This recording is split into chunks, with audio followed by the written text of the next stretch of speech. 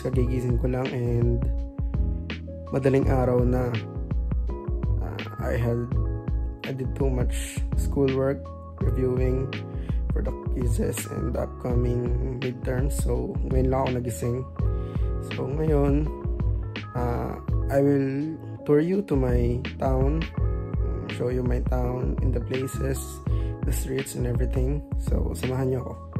So first, I'm gonna take a quick shower. Tapos tinawagan ko rin yung pinsan ko, samahan niya ako. We're gonna ride the bicycle, show you around. So hope you enjoy. It's gonna be a fun ride. It's almost 1:45.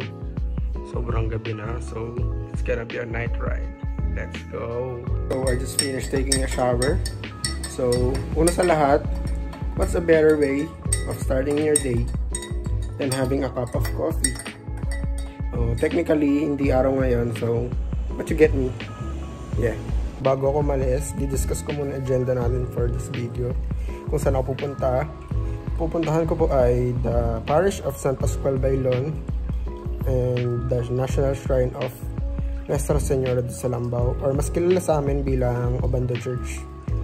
I'm gonna show you what it looks like, kung anong history niya, and might as well have some food, local food, kung may bukas pa. Okay, so let's go. Sundo ko na yung pinsan ko and alis na kami. So ayan, paalis na kami. Wala kaming helmet ngayon kasi malapit na pupuntahan namin. Pero kayong mga manonood, magbabay kayo or motor o kahit ano man, mag-helmet kayo. Yan.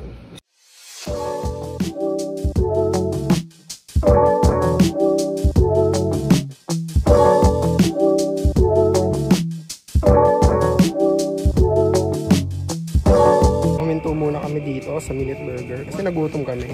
Light snack lang.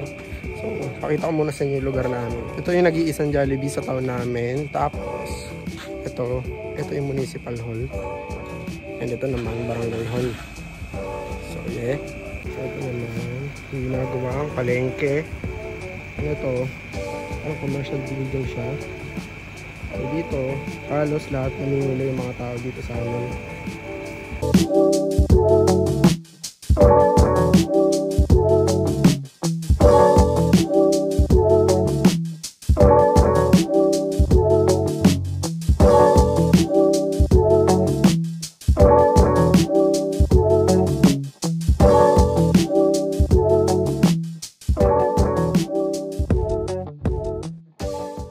Nandito na ngayon tayo sa Obando Church. Isang dinarayo dito ay ang Obando Fertility Rites. Ito ay isang ritual dance na sinasayaw tuwing May 17, 18, 19. Tama. Sinasayaw to honor the 3 patron saints ng town namin, Obando. Si Santa Clara, San Pascual Bailon, and Nuestra Señora de Salambao. Usually, ang mga sumasayaw dito ay mga kababaihan kasi they say na kapag nagsayaw ka dito, mabibiyaan ka ng anak. Kaya karamihan ng mga babae ang mga sumasayaw. Yan.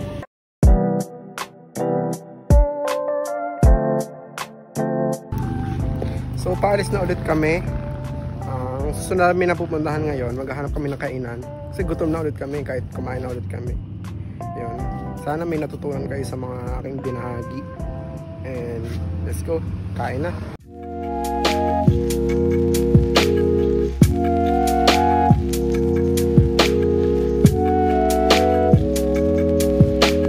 So, detour muna kami kasi nauhaw kami. Bili lang kami ng inumin dito. Tapos, hanap na ulit kami ng kainan.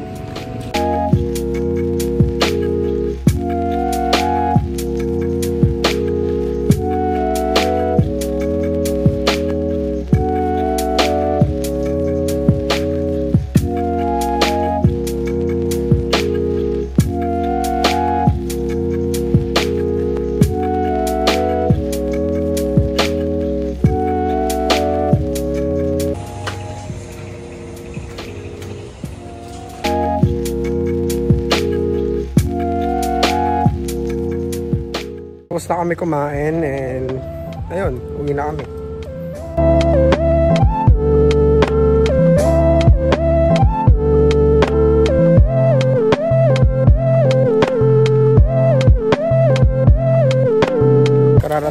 dyan sa bahay namin.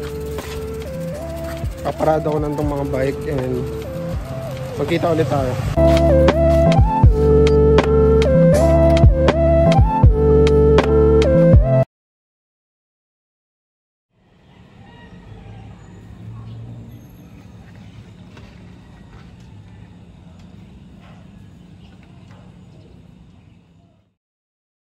So kagigising ko lang, it's like 9 o'clock na ng umaga.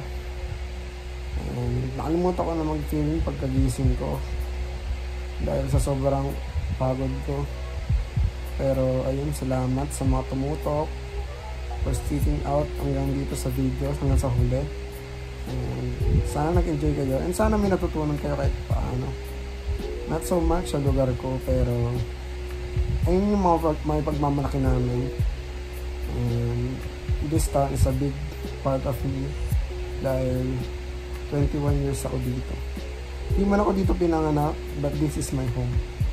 Yeah, thank you.